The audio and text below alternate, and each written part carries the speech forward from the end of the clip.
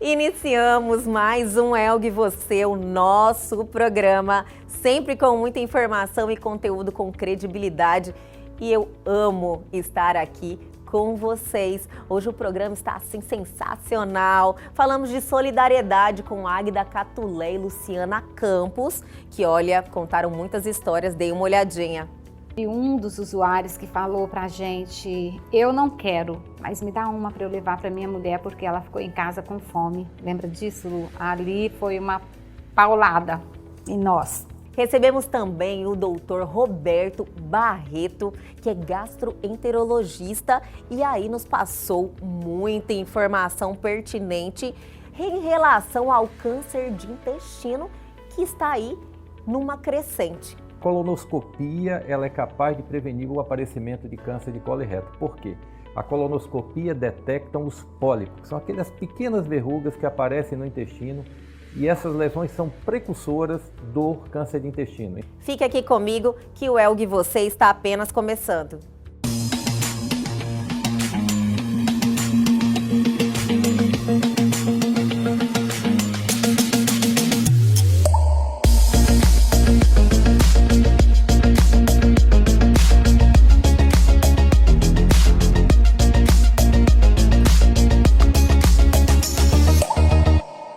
E agora no Elgue Você vamos abordar algo muito importante que eu faço questão que vocês fiquem aí e prestem atenção.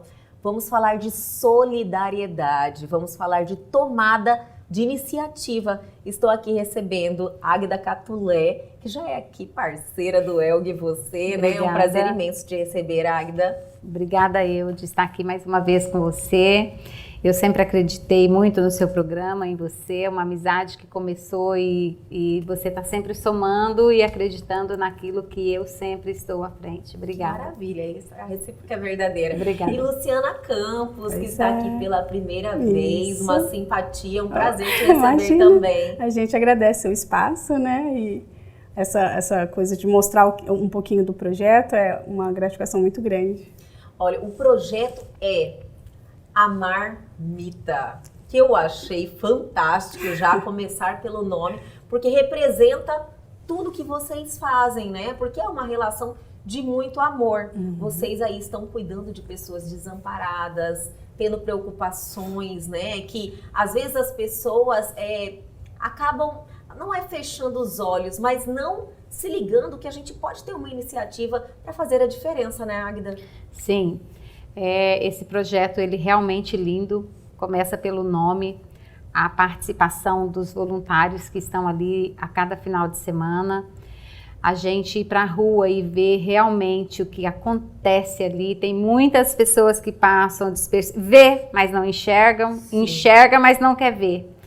E a Luciana teve uma grandeza nesse olhar de um dia observar, ela vai falar isso, e trazer esse conforto, né? Esse amor para dentro de uma panela, da panela levar para a alimentação deles. É fantástico o projeto. Eu abracei o projeto desde o dia que eu fiquei sabendo, tô falando com vocês, estou aqui arrepiada. Mas é de arrepiar mesmo. E o meu final de semana, ele não é igual se eu não estiver participado do projeto. Durante a semana a gente fica em busca do que vai fazer, o que vamos, aonde a gente vai buscar alimento, quem está doando. É muito lindo, é intenso. Luciana, eu estou muito curiosa mesmo para saber essa sua história. Qual foi o momento que você teve esse olhar e falou, não, eu vou fazer algo, vou dar esse passo, porque essa tomada de decisão não é fácil. Pois é, na realidade foi uma experiência que eu e meu namorado tivemos no cruzamento ali com o Beco do Candeeiro, né? No início já da quarentena, então a gente percebeu que o comércio estava todo fechado. E um carro da frente parou e tinha, acho que 5 vasilhinhas, não sei se de sopa, e de repente começou uma correria absurda. Acredito que coisa de 20, 25 pessoas atravessaram até no sinaleiro verde, né, para ver se conseguia pegar também um pouco daquela porção, e aquilo mexeu na hora. Falei, meu Deus, a gente precisa fazer alguma coisa. Então a primeira edição não tinha nome, não tinha, né, estrutura, foi uma coisa bem nossa mesmo. A gente usou uma cozinha, né, de um parceiro, inclusive até hoje a gente tem estado lá, agradecer o Lavoyer Restaurante pela... Lavoyer? Lavoyer. Tem que agradecer mesmo. Pelo espaço, tem sido incrível o apoio deles. E aí a gente fez essa primeira edição, eu brinco que ainda é tímida, né? E aí a partir da segunda, a Águida já entrou e aí já tomou outra frente, ela é braço direito, esquerdo e tudo mais nesse sentido, ajuda demais na questão da divulgação, né, de arrecadação, doações, então tem sido uma experiência incrível. Pilotar o fogão. Também.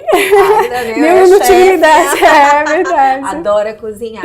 Mas assim, você falou que está sendo uma experiência, obviamente, o contato que vocês têm com a realidade humana, com as necessidades de pessoas, necessidades básicas, é algo que transforma a gente, né?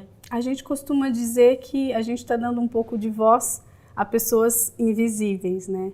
Porque essas pessoas, infelizmente, elas são esquecidas, né? A gente percebe que falta, foi o que você mesmo disse, o básico, né? Então, desde a vestimenta até uma questão da higiene, da limpeza, água potável. Então, assim, muita gente pede água, moço, estou com sede, né? Então, é algo que toca muito, né, Águida?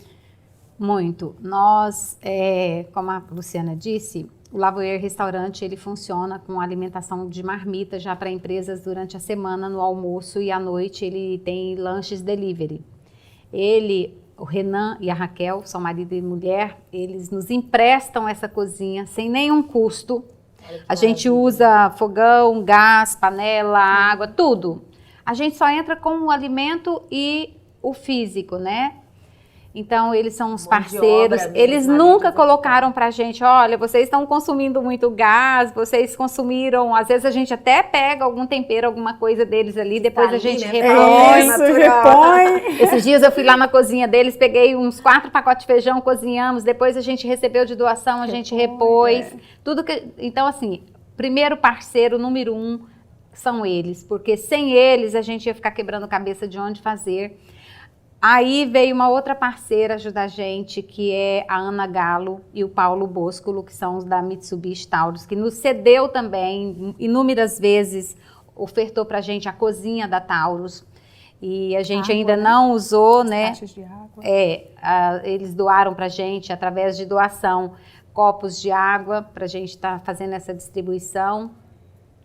E fora isso, os doadores, né, que vêm toda semana, aparece um diferente. A Magi conheceu, né, o nosso projeto, está abraçando. Lá eles colocaram um voluntário por semana, né, Luciana? Isso. Na realidade, a fundação toma a frente, a Fundação André Maggi.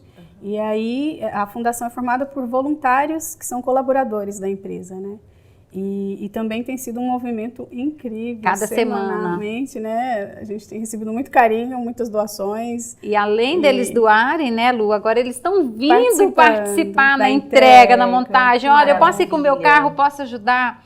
Isso aí cresce o projeto Cresce, também. Porque a gente vai recebendo doação. A Sabian, que é uma fábrica de bolos, pães e doces, ela é uma parceira de sábado, assim, ela manda pra gente, a gente não pede, olha, manda pão porque a gente precisa de pão, não, o que você puder doar. Então ela manda mais ou menos assim, de 100 a 150 pedaços de pães, panetone, bolo, e olha que bolo, tem hora que a gente quer dar uma experimentada nesse bolo, né, Lu? A gente pega um pedaço para dividir ali entre nós, para não ter que desfalcar, porque a gente sabe que lá na rua vai faltar. Pessoa, exatamente, né? que vai receber. Esse cuidado, Temos, né? Com certeza. Temos um casal de amigos, que é a Simone e o Marcelo, inclusive o Marcelo é agrônomo na Maggi. Ele que indicou. E ela tem uma empresa também de cookies, ela faz pão na casa dela, o marido, a esposa e os filhos, ela doa esses pãezinhos pra gente. Então a gente vai somando força, é pão, é bolo, é a comida, é ajuda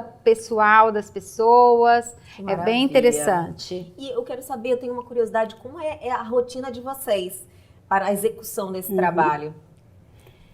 Olha, durante a semana, como eu disse, a gente tem uma cozinheira, que ela é o nosso braço direito, assim. Pensa numa profissional magnífica, ela, que é a Lucinete.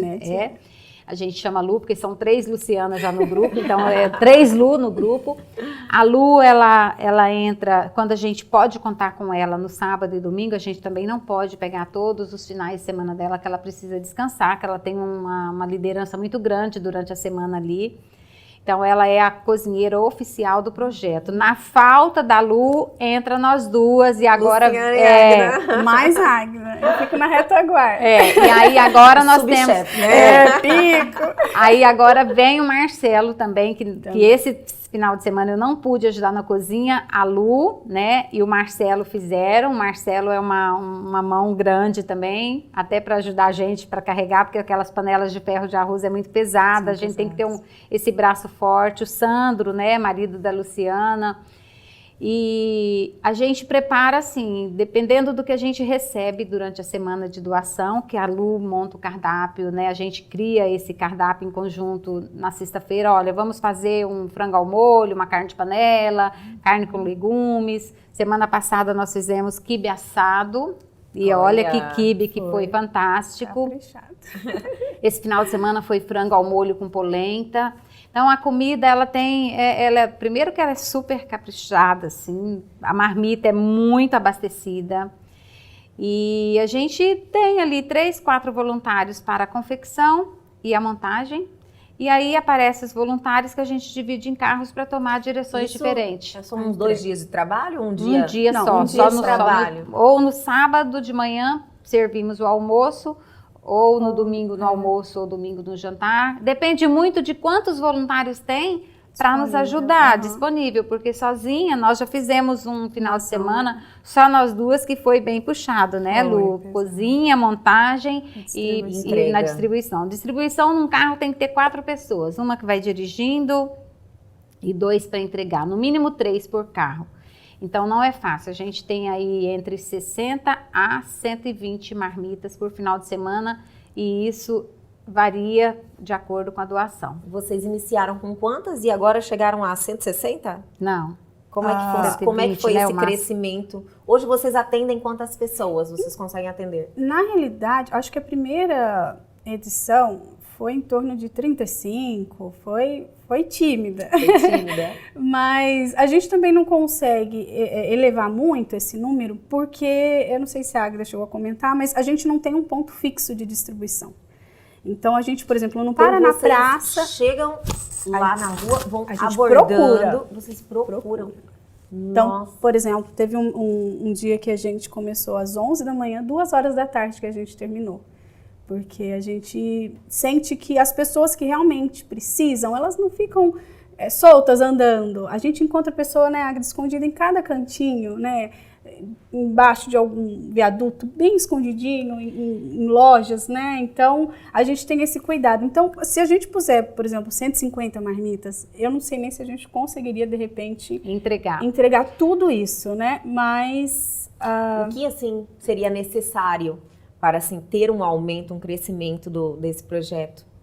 Eu acredito, pessoas. E também acho que fontes, de repente, de indicações. Muitas pessoas, eu acabo pedindo, falo, gente, vocês conhecem, de repente, algum centro de reabilitação que esteja precisando? Sim. Porque aí a gente consegue aumentar, se a demanda também aumentar, né? Às vezes concentraria uma entrega, né? Isso, por exemplo, no Beco do Candeeiro, ali na região do Morro da Luz, existem ali hoje, se a gente parar lá, a gente consegue entregar 60 a 80 marmitas.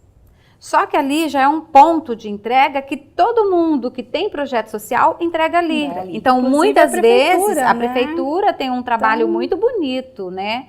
A primeira-dama Márcia Pinheiro, ela tem um trabalho fantástico e a gente vê isso acontecer nas ruas. Tem projetos religiosos, né, que também entrega roupa, comida. Então, muitas vezes, a gente pula o Beco do Candeeiro, porque a gente já sabe que ali tem já quem entrega. Já tem esse suporte. Já tem esse suporte. E ali na Praça Ipiranga também é um número muito grande. Até quem não é morador de rua está ali passando uma necessidade, um desempregado, um vendedor de loja que não tem almoço.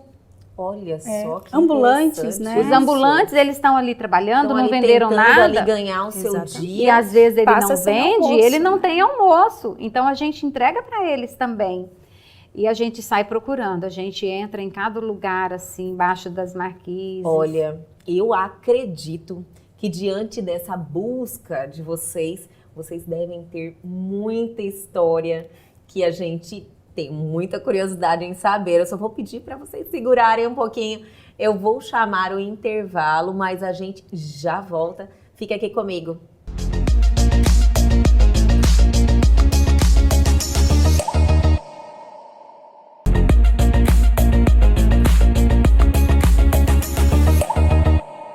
Voltamos e hoje, que bate-papo interessante, falar de solidariedade, falar de pessoas aí que estão empenhadas, são as duas, Águida e Luciana Campos. A gente está assim muito feliz em recebê-las e vocês estarem trazendo aí essa experiência, essa iniciativa de vocês. Realmente estou muito feliz de ter vocês aqui. Finalizamos o bloco anterior falando sobre as experiências. Eu acredito que vocês devem ter vivenciado muita coisa que devem ter tocado e transformado vocês como pessoas, né? Com certeza. A gente tem, cada final de semana, a gente volta para casa outro ser humano. Eu costumo dizer que pandemia, para mim, ela serviu de uma lição para toda a minha vida. Espiritual, emocional, profissional.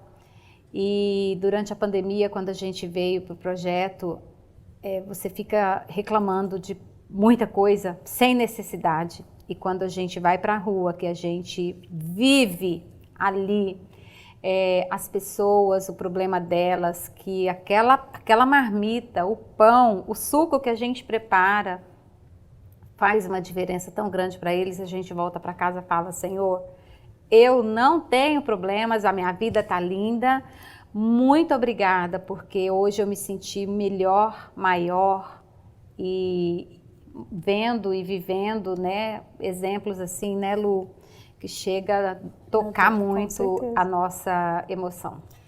Luciana, teve algum momento assim que você se intimidou em alguma entrega? Porque vocês falaram, a gente vai lá naquele bequinho, levantar ali um papelão, Sim. né? E olhar uma pessoa, existe uma pessoa ali. Não é fácil, principalmente você falou, estamos aí em 2, 3 pessoas. Sim. Como é que é isso? Olha, eu acredito que com o tempo a gente vai acostumando e vendo que são pessoas que só precisam de atenção, cuidado, né? Então, em nenhum momento até hoje a gente não passou por nenhuma situação complicada, difícil. Pelo contrário, a gente recebe sorriso, choro, a gente chora junto, abraça, né? Vira aquela coisa, mas festival de emoções. Foi uma coisa que me marcou muito, que foi, assim, na realidade, uma das primeiras experiências, estávamos só eu e a Águida, e ela entrou em um beco que é usado só mesmo para usuários de drogas. E aí a gente viu acho que eram 12 homens enfileirados num muro, mexendo, eu falava: Águida, pelo amor de Deus, né? Onde que você me trouxe, amiga? Pelo amor de Deus. Deus. Esse pessoal, por mais que a gente está numa das melhores intenções da nossa vida, com certeza, existe aquele receio, porque tem que ter o cuidado. Claro. Né? Ainda mais num ambiente que as pessoas não estão no seu juízo no seu estado normal. No seu estado normal. Eu estou muito curiosa para ouvir essa história. E aí eu falava: Águida, tem certeza? Ela: Luciana, vamos. Falei: olha, e eu o tempo todo receosa. Ela falava: amiga, a Cracolândia. Eu falei: não, na Cracolândia, vamos também lá, eles não vão nos fazer mal. Né? Às vezes até se utilizam do entorpecente para esconder a fome, né? Mas a gente já ouviu isso também. Mas só finalizando essa, para começar uma nova, né? Aí no que a gente estacionou, aí eles já começaram, né, a levantar: oi, dona, é comida? Alguns disseram: não, obrigado, tô aqui com, né? E a partir daí, eu acho que meu coração acalmou em relação a isso. Então, hoje não existe mais receio, nenhum tipo de medo, digamos, né? Pelo contrário. E aí, esse que eu até brinquei com a Águida, essa história, foi que... Pode cantar, né? Que ela falou de... Que na questão das pessoas, às vezes, se utilizar da Sim. droga para esquecer os problemas, que foi esconder a com ela fome. que aconteceu. Essa eu imagino Ali, que tenha sido só forte. finalizando o dia da nossa Cracolândia, porque nós temos sim a nossa Cracolândia, que fica na região do Alvorada, na rodoviária. A Lu sentiu um receio, um medo, eles não vão nos fazer mal. Acredite e confie em mim. Nós entramos num beco sem saída, né, Lu? E teve um dos usuários que falou pra gente, eu não quero, mas me dá uma para eu levar para minha mulher, porque ela ficou em casa com fome. Lembra disso, Lu? Ali foi uma paulada em nós. E uma outra situação foi um dia de muito frio, nós estávamos na Tenente Coronel Duarte, ali próximo ao Morro da Luz, e tinha um senhor acendendo um cachimbo de crack, e nós com frio descia do carro, entregava rapidão, e eu fui entregar marmita para ele, e ele falou para mim, hoje eu não quero, a comida pode passar para outra pessoa, deixa o suco e o bolo. Porque eu falei, senhor, precisa se agasalhar. Ele falou, aqui está o meu agasalho. Aquilo para mim foi forte. Ele falou, com isso aqui eu não sinto frio e nem fome. Eu saí dali que eu perdi o eixo assim. Você tem que engolir o choro, porque a gente tem que ser forte. Porque se você for demonstrar a sua emoção, você acaba deixando eles tristes. Então, você engole o choro, você dá um sorriso, e a gente não tem essa coisa de entregar à distância, não, a gente entrega com amor, não venha participar do projeto e você fica com nojo, com receio de encostar no ser humano, porque senão isso não é o amor que a gente está querendo levar. Eu não tenho um mínimo de medo de pegar na mão, de encostar. Às vezes eles tossem, teve um na região do Cochipó que veio tossindo para cima de mim, eu só falei, Senhor, me reveste com o Espírito Santo. Essa tosse não há de me contaminar. Entreguei a marmita, voltei, Senhor, que difícil. Uma outra situação que nós tivemos foi na Feira do Porto, ali na região do Porto, que tem uma senhora que mora ali, que ela queria nos abraçar, porque ela queria uma foto com a gente, porque isso é um fator que as pessoas reclamam e criticam muito. Ah, vocês fazem um projeto, mas fica tirando foto das pessoas. Espera. As pessoas acham que isso é querer mídia. Nós mostrar. não fazemos isso para mídia. Ninguém aqui precisa de mídia. Com certeza. Mas, infelizmente, nós temos pessoas e empresas que acreditam na gente, que mandam o alimento, fazem doação de dinheiro. Então, a gente precisa provar, mostrar, prestar conta que a gente fez. Está sendo feito. Que está sendo feito. E a gente toma sempre um cuidado de pegar pessoas, né, de costas ou bem longe, né, que a gente dá uma embaçada nessa focar imagem. No rosto, porque também ninguém quer expor, nem humilhar ou sei lá, né, causar certeza. Nenhum mal-estar, né, com ninguém. E tem muitos, tá, Elga, que pedem pra gente, faz uma foto minha aí, lá na Avenida da FEB. Um dia um rapaz ficou postando, ele falou, eu sou modelo, tirou um monte de foto pra gente. E teve essa situação no Porto, que essa moradora, né, do Porto, ela veio, ela queria fazer uma selfie com a gente, queria abraçar, e tivemos que abraçar ela, então abrace de verdade.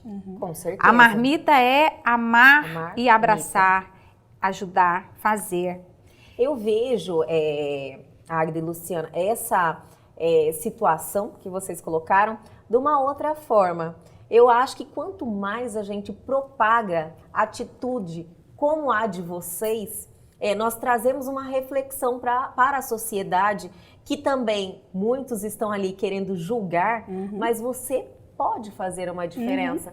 Então, julgar é fácil. Você ficar sentado e apontando para pessoas que têm uma iniciativa como a de vocês, né? Então, eu acredito que tem que se olhar primeiro, e eu apoio muito vocês mostrarem esse trabalho de vocês, conectarem com pessoas que têm coração, também tomar essa iniciativa, que a gente pode fazer a diferença. Então, não se intimidem, né? Que eu acredito que isso faz muita diferença para quem, como está fazendo para mim agora.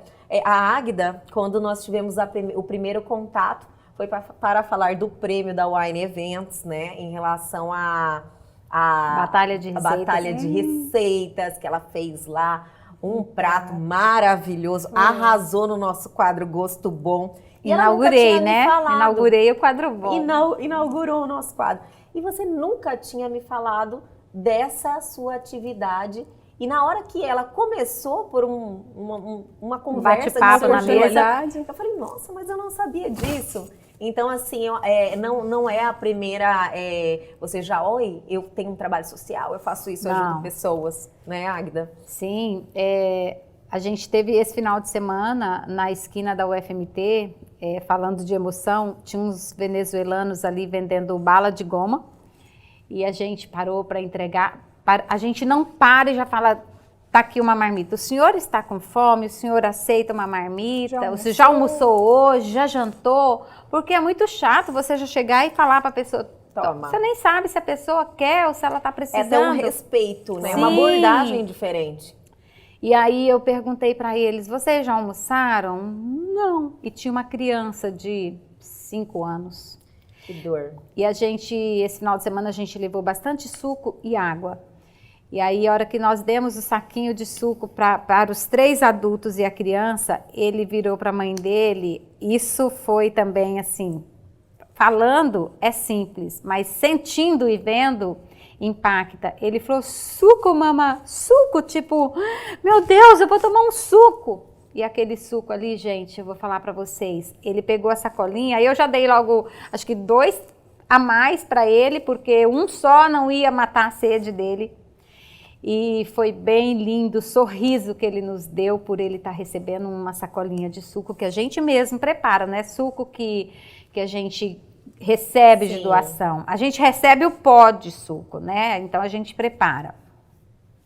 E a gente procura saber, entender, mostrar, participar. E o sorriso que a gente recebe, o Deus abençoa. Olha, eu estava sonhando quando a gente acorda eles, assim, teve um rapaz que falou para mim, eu estava sonhando ganhando um prato de comida e você me acordou para eu comer. No Pedregal, a gente, um dia, 12:30, aquele sol nosso que todos conhecem, tinha um rapaz dormindo, né, Lu, num papelão, no sol, ele estava derretendo. Eu fui lá, acordei ele.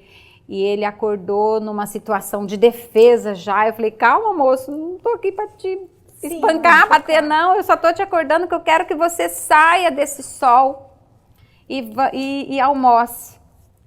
Ele levantou, eu puxei o papelão dele com a Thalita, que é uma grande parceira também, lá da escola Ibero-Americano. A gente arrastou o papelão para uma sombra, carregou as coisinhas, roupa, o colchãozinho dele, montei a caminha dele embaixo de uma mangueira e eu falei, enquanto a gente prepara a sua cama, você vai almoçando. Então, tirar ele daquele sol, fazer esse contato, nos enche. Com toda nos certeza. Enche assim de amor, nos enche de esperança que você pode fazer sim.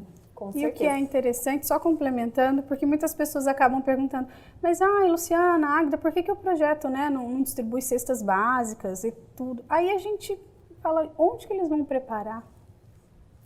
É outro tipo de situação. Um fogão, um bujão de gás, uma estrutura para né, cozer esses alimentos. Então a gente, né, se sente tem que entregar ali pronto. Na hora. No momento. Olha, mesmo. Maravilhoso a atitude de vocês, maravilhosa a atitude de vocês. Eu quero falar sobre como participar, como ajudar, como é que a gente pode estar mais próximos e fazer a diferença também. Existe uma doação em dinheiro? Como é que vocês recebem essa ajuda? Então, na realidade, toda ajuda é bem-vinda, seja ela em forma de mão de obra, financeira, doação de alimento, né? Tudo depende da disposição e da possibilidade de cada pessoa. Então, esses dias eu até recebi uma mensagem, uma senhora querendo participar. Eu falei, olha, se a senhora quiser. Ela, eu sou do grupo de risco, então por enquanto eu quero ajudar financeiramente, né? Então, vai da disposição de cada um. A gente criou essa Thalita, uma professora, né? Ela criou uma vaquinha online para a gente, para o projeto, como uma forma de gincana entre os alunos. Então, ao invés da gincana girar em torno de, enfim, né, ela sugeriu de fazer uma gincana social. E aí os alunos corriam atrás de arrecadação, então esse pontapé inicial foi muito bacana, né? Ela deu um start, porque até então a gente não tinha a vaquinha online, e isso ajudou muito, porque tem gente que não quer mandar depósito, não tem conta, não sei em que banco, né? Sim. Então, pela vaquinha online, ele pode ir pelo boleto, pelo cartão de crédito. E aí, paralelo a isso, a gente também tem rede social, né? WhatsApp, o Instagram, que também tem como entrar em contato, né? Pra gente se aproximar, com certeza, do projeto. A Marmita, esse final de semana, um casal de amigos participou e ele falou: Lu, de onde, né, que você conhece esse pessoal todo? Eu falei: eu não conhecia ninguém. Então, assim, não é um projeto de pessoas que já se conheciam, né?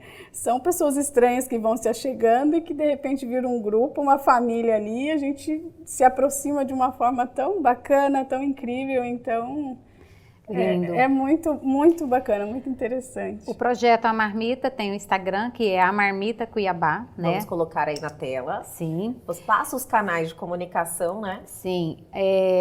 Tem uma conta, né, que a Luciana pode depois também passar para vocês, que é onde a gente recebe. Essa doação, ela não tem valor, ela começa aí com R$10, com quanta pessoa quiser, né, transferir.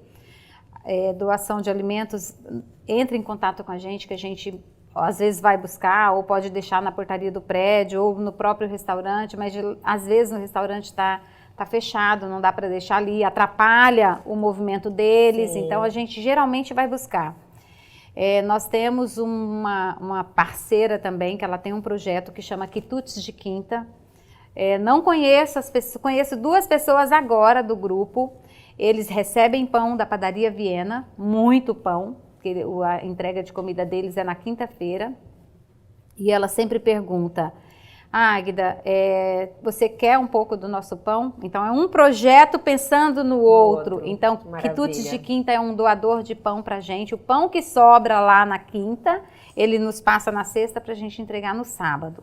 Quando a gente vai fazer a comida no domingo e esse pão já pode estar se tornando um pouco velho, mas ainda dá para usar, eu já distribuo ele para outro segmento, já tiro ele do projeto do domingo para ele não ficar tão velho, a gente doa para esses dias ele foi para o Mata Cavalo.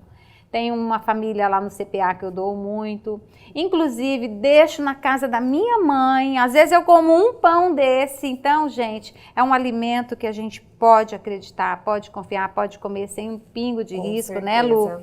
E é isso, é doar. Às vezes a gente... É uma corrente do bem, né? É uma corrente do bem. Você está disponível, olha, eu não tenho nada para fazer hoje. Quer usar meu carro para distribuir? Posso ir dirigindo? Legal, é uma contribuição magnífica. Porque às vezes a gente quer fazer algo, a gente porque a gente está falando de 5, 6 caixas grandes de marmitex, pão, suco, tudo é caixa. Então, se for um carro só, às vezes a gente usa a caminhonete do namorado da Lu, do marido da Lu, e aí fica aquela coisa muito apertada e já vai 5 pessoas dentro da caminhonete. Sim. Então, a gente tendo mais carros é uma contribuição, parceiros para vir ajudar a embalar. Águida, eu tenho amigas que têm loja de embalagens, tá? Pode conseguir, a gente usa muito a marmitex, garfinho descartável, sim, sacolinhas para o suco, né, Lu? Com certeza. Que maravilha. Mas olha, parabéns pela iniciativa, pelo projeto, né? Algo aí que eu tenho certeza que vocês já fizeram diferença de uma forma muito impactante na vida de muita gente. Eu quero deixar aqui o programa. Infelizmente, nós estamos com o tempo estouradíssimo. Eu ia ficar conversando até amanhã com vocês. Mas, Águida, você quer fazer algum agradecimento? Colocar, pode ficar à vontade. Agradecer você, especialmente, né?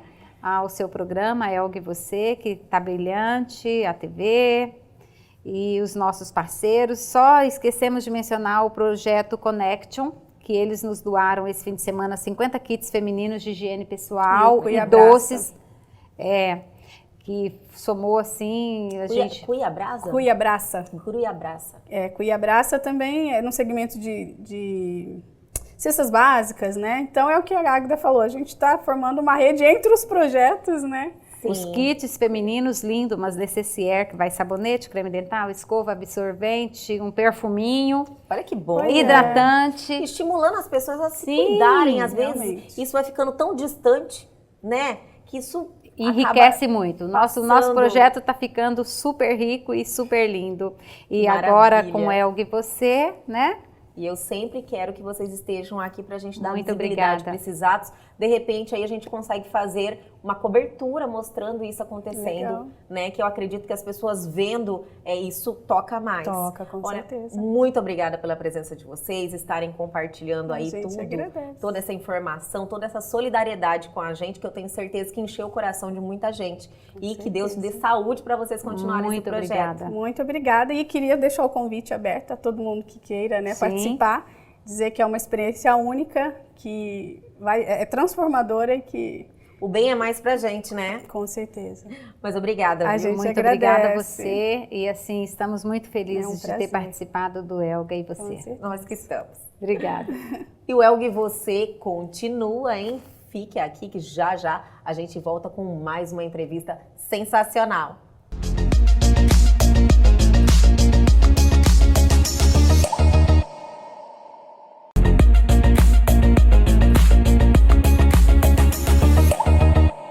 Voltamos e agora, no nosso programa Elga e Você, estamos recebendo uma visita ilustre do Dr. Roberto Barreto, que vai abordar um assunto aqui muito importante por causa do crescimento que vem ocorrendo aí nas décadas em relação ao câncer de intestino e por isso tivemos aí uma campanha durante o mês de setembro sobre o Setembro Verde, né, doutor Roberto? Olha, Sim. primeiramente é um imenso prazer recebê-lo e agradeço muito ao senhor estar aqui compartilhando seus conhecimentos e passando todas essas informações. Eu que agradeço, você é um sucesso, seu programa tem sido um sucesso, é um Obrigada. prazer enorme estar aqui.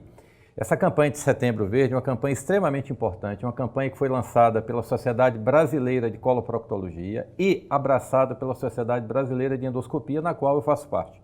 Atualmente sou vice-presidente da Sociedade Brasileira de Endoscopia aqui em Mato Grosso e a gente apoia fortemente esse tipo de campanha porque existe um crescimento significativo no caso de no número de novos casos de câncer de intestino no Brasil e no mundo.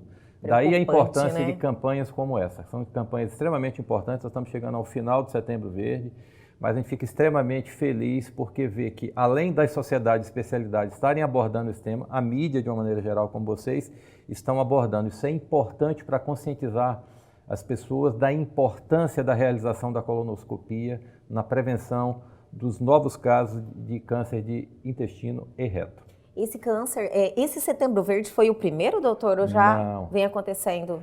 Não, existe uma campanha já há vários anos, né? E ano a ano ela vem ganhando força. Por quê? Porque, além, como eu disse, das sociedades, a mídia, de uma maneira geral, e as próprias pessoas nos nossos consultórios, eles já nos procuram para fazer prevenção de câncer de colo e reto. Perguntam qual que é a idade ideal para a realização do primeiro exame de colonoscopia, que é bom se dizer aqui que é um exame extremamente preventivo. A colonoscopia ela é capaz de prevenir o aparecimento de câncer de colo e reto. Por quê?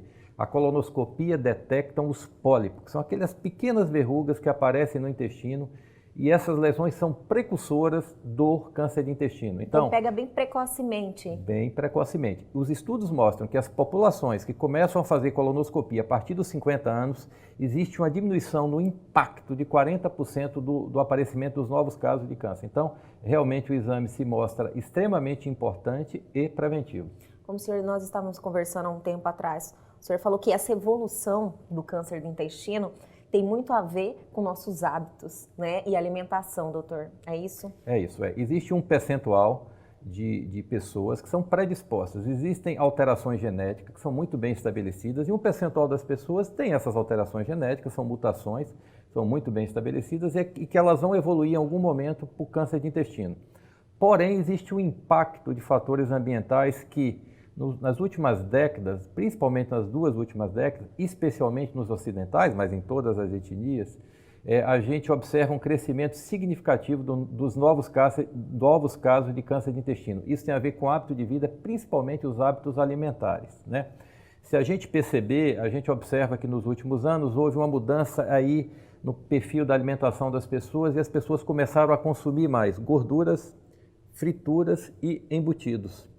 Nossa. E isso tem muito a ver com o aparecimento desses novos casos de câncer de intestino. Então, se eu tivesse que fazer digamos assim, de dar um conselho para as pessoas. Então existe uma balança, né? Consuma menos gorduras, frituras e embutidos e aumente a ingesta de fibras, verdura, legumes e frutas. Esse é o segredo, jogar a balança para cima, aumentando a exposição às fibras e diminuindo, como disse, a exposição a gorduras, frituras e os embutidos de uma maneira geral, que é o que a gente tem observado nas últimas décadas. O crescimento do fast food. Fast food é Sim. alimentos ricos nessas coisas que eu acabei de falar para você. E é algo assim, a questão da prevenção está aí ao nosso alcance tão facilmente, uma questão de mudar o seu hábito alimentar, né? Então, as pessoas às vezes não têm essa preocupação, inclusive o próprio comércio também. O senhor chega lá no supermercado, chega aí nos locais que a gente vai adquirir os alimentos, tem muita coisa lá, embutido, congelado, algo que deveria até ser proibido, né, doutor? Sem dúvida. A gente sabe que, assim, para fazer prevenção, o foco aqui é câncer de intestino. Então, dieta saudável. Sim. Segundo, atividade física. Né? Por que atividade física? A gente tem que manter um peso ideal, porque a gente sabe que o número de câncer, de uma maneira geral, tem muito a ver com obesidade também. Obesidade é fator de risco para câncer, não só câncer de intestino, câncer de uma maneira geral. Então, a atividade física acaba sendo um fator de prevenção. Manter peso ideal é um fator de prevenção, ou seja, vamos deixar de ser sedentário. Então, nós estamos falando aí em medidas preventivas de hábitos alimentares saudáveis, atividade física e evitar a obesidade. É uma coisa puxando a outra. Então, essas são medidas preventivas. E do ponto de vista de exames preventivos, obviamente que a colonoscopia é o exame indicado, porque a gente tem por objetivo detectar a lesão precoce e ressecar essas lesões, evitar que essas lesões, algum tempo adiante, evoluam para o tumor de intestino. Então, existem aí várias maneiras da gente prevenir. Hábitos de vida saudável e, do ponto de vista médico, fazer a colonoscopia na idade ideal. Isso. Qual é a idade ideal? Pois é, a idade ideal. Ainda no Brasil e na maioria dos lugares do mundo, o primeiro exame é recomendado a partir de 50 anos, para homens e mulheres. Homem e mulher.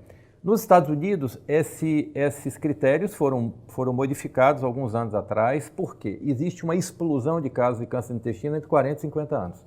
Então, eles já anteciparam 5 anos. Algo que já tem tudo a ver com o que o senhor falou, né? Sim, sem Porque dúvida. os hábitos alimentares dos americanos são muito ruins. A gente acredita, e eu venho falando isso há bastante tempo, a gente faz colonoscopia há muitos anos, e a gente já vinha dizendo que esse primeiro exame ele vai ser antecipado. Eu acredito que em breve, aqui no Brasil e no resto do mundo também, a primeira colonoscopia vai ser realizada aos 45 anos. Inclusive, vários endoscopistas, gastroenterologistas, já recomendo aqui no Brasil que o primeiro exame seja a partir dos 45. Eu, particularmente, acho a gente tem que seguir as recomendações, Sim, né? E a nossa recomendação ainda é 50 anos, mas eu não acho errado fazer o primeiro exame a partir dos 45 anos. E é claro, se existem casos de câncer de intestino na família, isso é antecipado. 5 anos, 10 anos. Que podem ligar um alerta aí já. Você fala, olha, eu vou me antecipar eu vou tomar minhas precauções. Isso. Quais são esses fatores? Exatamente. A gente antecipa, inclusive, 5 anos ou 10 anos no primeiro exame. Como eu disse, se tem caso de câncer de intestino na família, ligou a luz amarela. Ligou o alerta e a gente vai ter que antecipar esses exames. Existem N outros fatores de risco que a gente tem que ficar atento. Obesidade, eu já falei. Consumo excessivo de álcool. Né? Beber socialmente é uma coisa, mas abusar do álcool expõe a gente não só a câncer de intestino, mas a câncer de boca, câncer de laringe, câncer de esôfago e outros mais, bexiga. Cigarro também é considerado um fator de risco, né, para câncer de intestino. Doença inflamatória intestinal. Estou falando em duas doenças aqui que a gente chama de doença inflamatória intestinal. Por um lado, doença de Crohn, no outro lado, retocolite ulcerativa. Pessoas que têm essas duas doenças diagnosticadas há mais de 10 anos, elas precisam entrar em screening de colonoscopia, ou seja, acompanhamento colonoscópico, porque essas pessoas aumentam o risco de ter câncer de intestino. Então, na realidade, são vários fatores. A gente que está ali na ponta no consultório, eu como gastroenterologista, ou proctologista, ou próprio clínico, né, ele já tem essa capacidade de identificar esses indivíduos de risco e encaminhar para a colonoscopia.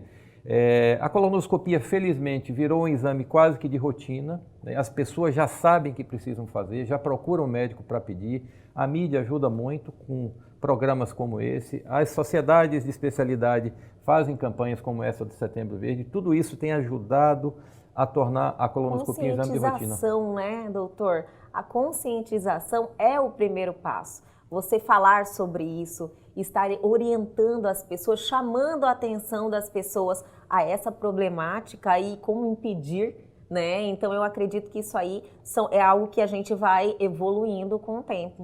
E a gente fala, o câncer de intestino pode ser prevenível, fazendo o exame na hora certa e acompanhando na hora certa. E quando você descobre ele, como na grande maioria dos cânceres, né? Descobre precocemente, tipo lá, fez um exame lá aos 45, 50, descobriu uma verruguinha, é algo que você consegue reverter facilmente e não impedir uma evolução. Sim, a gente brinca que a colonoscopia na hora certa, ela muda a vida das pessoas, e muda, porque muitas vezes, quando a gente resseca esses pólipos, já tem lá um carcinoma inicial, que está começando, só que a ressecção foi curativa, acabou, não precisa fazer tratamento nenhum. Ou às vezes nós retiramos já tumores precoces no intestino, a gente resseca, a gente sabe que é um tumor precoce, a gente resseca com margem de segurança e a gente resolveu na colonoscopia. Então a gente muda a vida das pessoas, né? Porque 2, 3, 4, 5 anos depois seria um tumor avançado, muitas vezes com metástase, o tratamento mais difícil, com quimioterapia, cirurgia, que já é algo etc, que já etc, traz etc. aí uma outra situação. Outro tipo de abordagem, né? Um tipo de tratamento mais complexo, né? Que traz reflexos mais brutais para a saúde da pessoa. Então, fazer o diagnóstico precoce, na hora certa, é muito melhor para o paciente. Doutor, teve uma evolução, né, em relação ao exame da colonoscopia, que é a cápsula, né, que o senhor deu uma pincelada aqui, conversou comigo no início da entrevista, e que eu gostaria muito que o senhor passasse essa informação para todo mundo, até que existe um temor também para esse exame, né, de colonoscopia, as pessoas veem de uma forma e já evoluiu. Mas eu quero que o senhor segure a resposta, eu vou chamar o intervalo, a gente já volta, é rapidinho, fique aqui.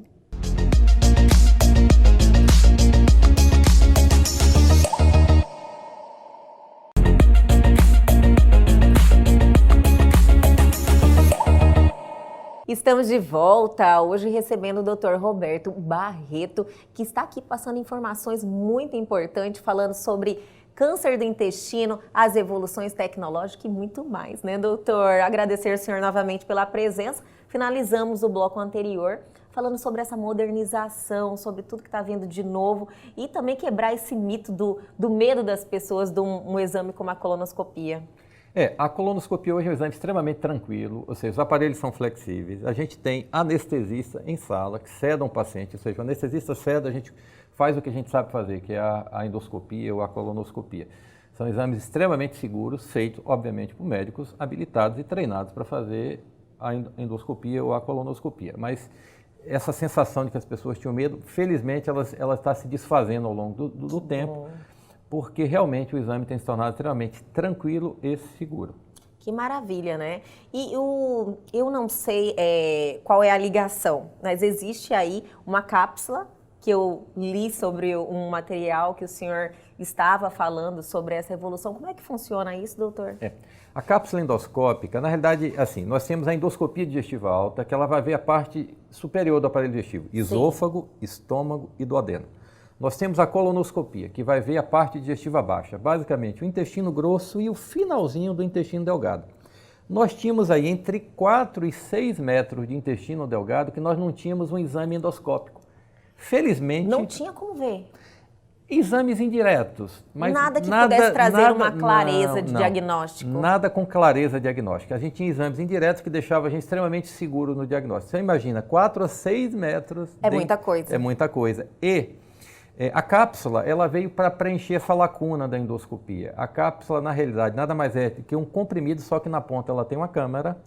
Quando a gente abre essa cápsula, o indivíduo engole ela como se fosse um comprimido, simples assim, e ela começa a tirar 6 fotos por segundo, com a definição de imagem espetacular, em altíssima definição.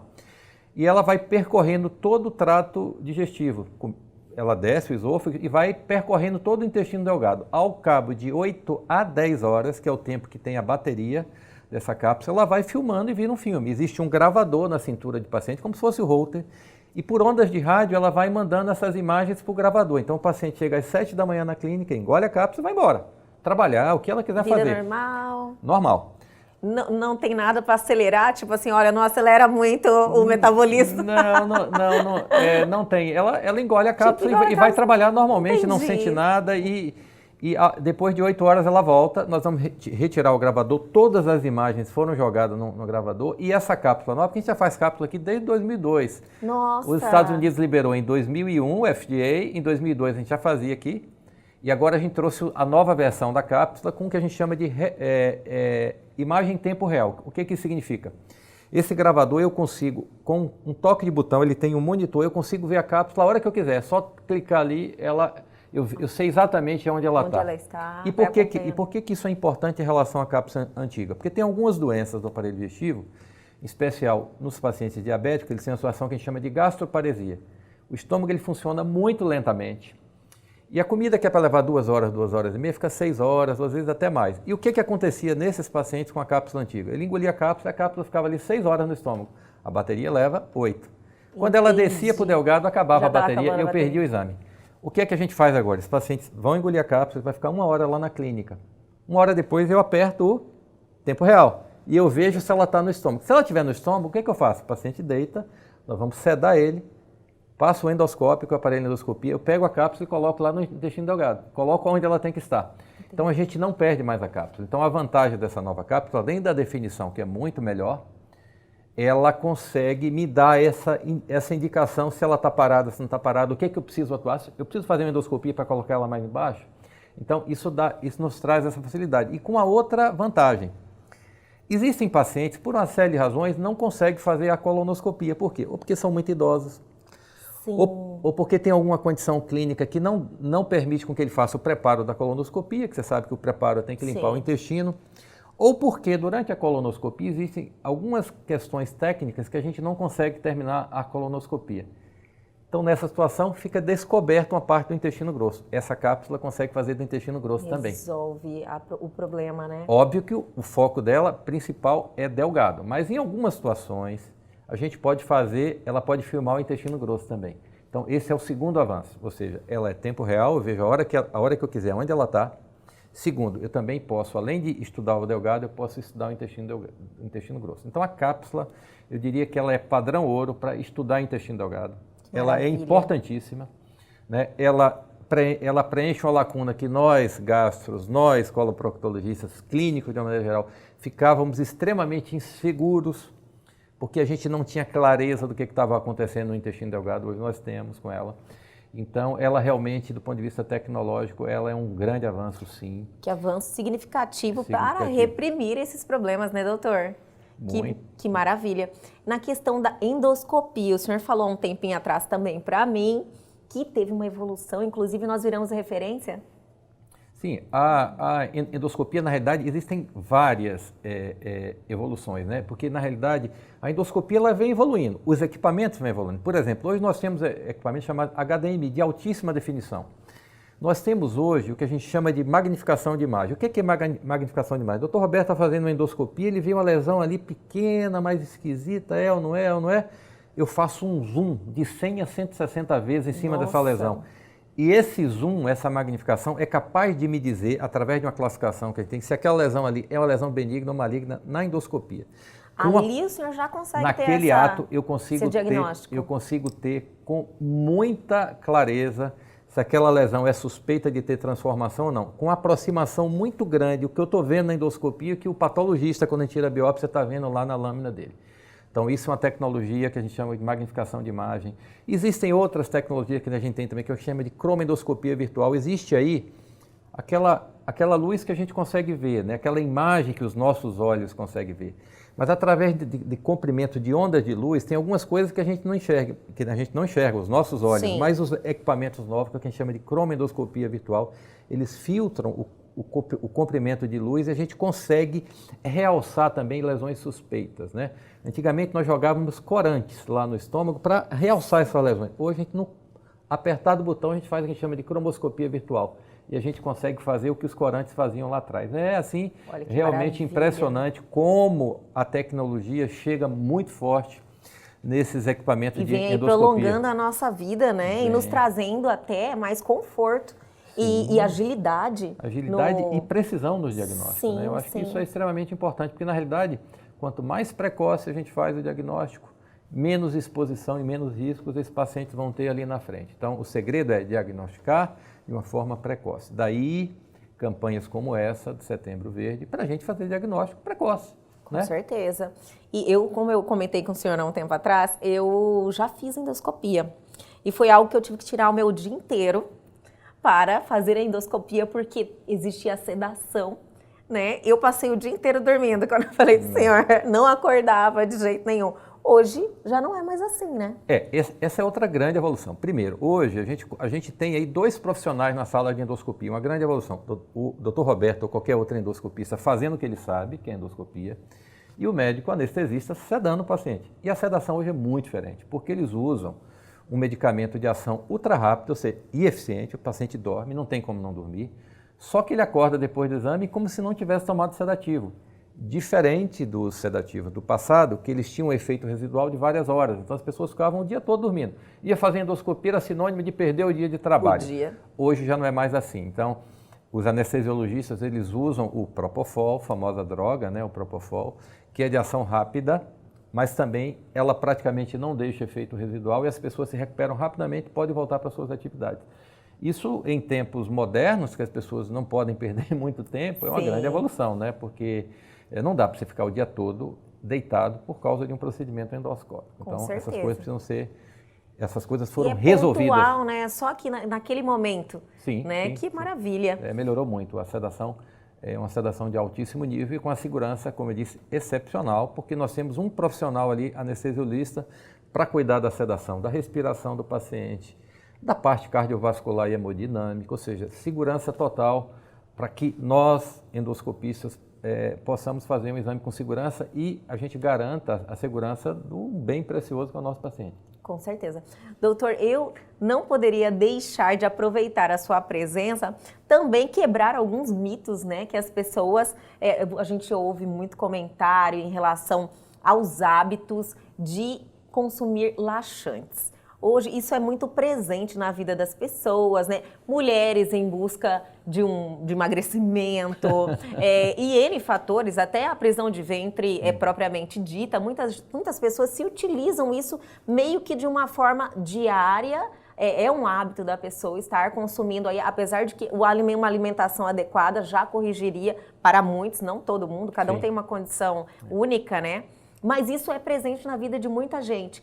Isso é um aumento de incidência? É uma problemática que pode gerar um problema posterior com mais tempo na vida? Na realidade, a obstipação, que é o intestino mais lento, é extremamente comum, especialmente em mulheres. Sim. Na maioria das vezes tem relação com erro alimentar. Porque o intestino, para funcionar, ele precisa de 2 elementos, basicamente. Muito líquido e muita fibra. As pessoas não tomam líquido e nem consomem fibra. Então, já tem uma predisposição. E não ajuda o intestino, fala, a senhora ajuda o seu intestino? Como assim, doutor? A senhora toma líquido? A senhora come fibra? Então você vai ver que a maioria das pessoas, elas têm esse erro alimentar. Quando você corrige, o intestino já começa a funcionar melhor. Fora isso, a gente também tem fibras sintéticas que a gente acaba colocando na vida dessas pessoas. A gente estimula que essas pessoas façam atividade física, que também ajuda o funcionamento do intestino. Então, essas medidas já resolvem boa parte da obstipação da maioria das pessoas. Mas, porém, realmente existem pessoas que mesmo você fazendo isso... viciam até.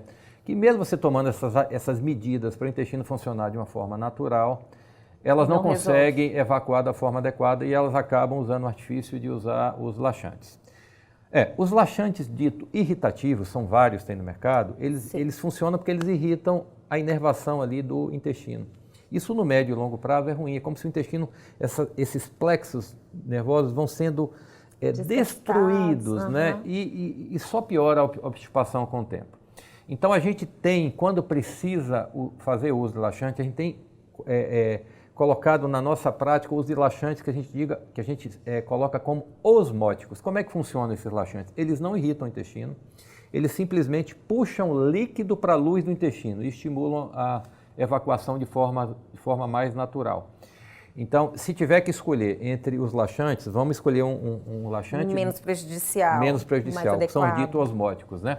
os irritativos no médio e longo prazo, eles trazem esse problema. Não é que eles trazem risco de câncer no intestino, não existe. Isso aí não tem, é um mito. Não Olha, existe. usei laxante muito na minha vida e tive câncer no intestino. Isso não existe nenhum estudo que comprova isso, né? Na realidade, o câncer no intestino, ele é multifatorial, desde a predisposição genética, como eu falei aqui, e ele está sendo acelerado por erros alimentares, mas não existe nenhum trabalho mostrando que tem relação com o uso crônico de laxante, tá? Mas isso aí não significa que a gente está liberando não, né, doutor? Não, pelo amor de Deus, eu até estimulo que não use. Não use se preocupe com a alimentação. Mas a gente sabe que tem um percentual que realmente a obstipação é severa e que a gente vai precisar ajudar as pessoas com algum tipo de laxante. Ter algum mecanismo. Doutor, o senhor é presidente de uma associação que está aí à frente dessa batalha contra o câncer do intestino, né? Eu era presidente até semana passada. Agora eu sou vice-presidente da Sociedade Brasileira de Endoscopia aqui no Mato Grosso. E a gente já está aí junto com a sociedade há mais de 20 anos, né, aqui, sempre ajudando em campanhas como essa de conscientização e de prevenção, não só do câncer de intestino reto, como outros tipos de câncer do aparelho digestivo. Nós já estamos aí no final de setembro, então vamos perguntar como é que foi essa campanha desse ano, com tudo que está acontecendo. Esse ano foi um ano muito atípico, né? A gente viveu aí uma pandemia que, na realidade, trouxe, além da perda significativa de vida, destroçou famílias, né?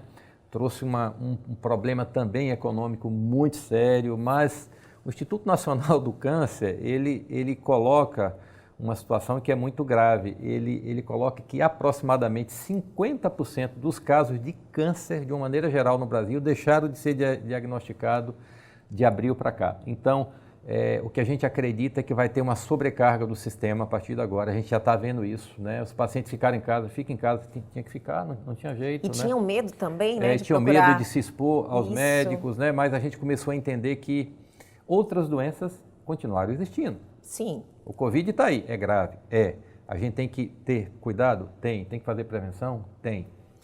Mas as doenças cardiovasculares continuaram existindo, as pessoas estavam morrendo em casa.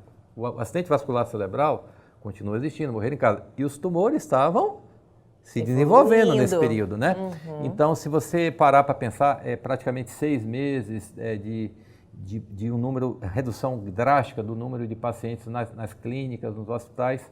E bem naquela faixa etária, as pessoas estavam mais preocupadas. São as pessoas de mais risco, são as pessoas acima de 50 anos. Então, a gente vai ter um impacto significativo, infelizmente, e vai haver uma sobrecarga no sistema de saúde nesses pacientes crônicos ou nesses pacientes com neoplasias, infelizmente. Que não é preparado, né, doutor? Recebemos aí com clareza, deixou assim, essa fragilidade do sistema de saúde totalmente exposto nesse momento que a gente viveu.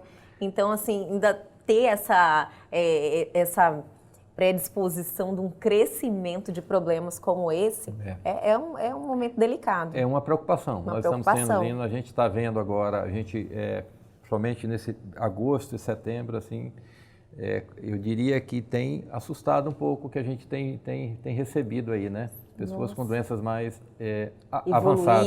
avançadas, né? Então, é algo que a gente tem que chamar a atenção das pessoas, né? Sim. Aproveitar esse momento, pelo menos da sua saúde, você tem que sair de casa. Campanha como essa, na realidade, é um mês para catalisar, para a gente conscientizar, né? Mas todo mês é mês de prevenção, né? Com certeza. A gente chama a atenção no setembro, mas outubro, novembro, dezembro, as pessoas estão aí, se estão em faixa etária de exames preventivos, tem que fazer. Né? Então, fica aí o nosso alerta, né? As pessoas que já atingiram essa idade, após os 45, 50, que é a indicação, né, doutor? Ainda, apesar de que existe aí uma possibilidade de ter uma redução dessa idade. Sim. Ligar o alerta, se tem algum problema na família, algum registro, né, alguma condição especial, vá lá, descubra isso com precocemente, que resolve o problema na grande maioria dos casos, né? Certeza que sim. Se a gente conseguir abordar esses indivíduos de uma forma precoce, certamente a gente já resolve durante o exame. Isso é muito mais tranquilo para esses pacientes. Doutor, olha, muito obrigada mesmo. Fiquei muito feliz em te receber. Quero que o senhor volte aqui, vamos conversar mais, passar mais informações para as pessoas, que isso aí faz muita diferença. Obrigado a você, é um prazer enorme estar aqui. Como disse, seu programa é um sucesso, né? Obrigada. E a gente estará sempre disponível para vir falar de temas do aparelho digestivo. Com certeza. Muito obrigada novamente. Um abraço. E o Elgue Você de hoje fica por aqui, mas amanhã nós estamos de volta às 21h30. Perdeu algo? Quer bater um papo com a gente, mandar a sua mensagem? Nossos canais de comunicação estão aí na sua tela. E tem também o nosso canal no YouTube. Entra lá, se inscreva, reveja essa entrevista e muitas outras que estão lá à sua disposição. Aguardo vocês amanhã aqui na TV Pantanal, canal 22.1.